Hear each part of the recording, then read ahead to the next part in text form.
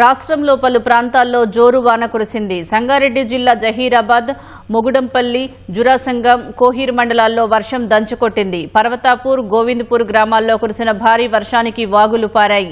గత కొన్ని రోజులుగా వర్షాభావంతో ఆందోళనతో ఉన్న అన్నదాతలు మోస్తరు నుంచి భారీ వర్షంతో కురవడంతో ఆనందం వ్యక్తం చేస్తున్నారు. మహబూబాబాద్లో భారీ వర్షం కురిసింది. ఎండ వేడి, ఒక్కపోతతో ఇబ్బంది పడుతున్న ప్రజలకు ఈ వర్షంతో వాతావరణం చల్లబడి ఉపశమనం కలిగింది. భారీ వర్షంతో పలు రహదారులు జలమయమయ్యాయి. వాహనదారులు తీవ్ర ఇబ్బందులు పడ్డారు. నిజామాబాద్ జిల్లా బోధన్ నియోజకవర్గంలోని పలు మండలాల్లో వర్షం కురిసింది. నియోజకవర్గంలోని బోధన్, ఎడవల్లి మండలాల్లో వాన పడింది.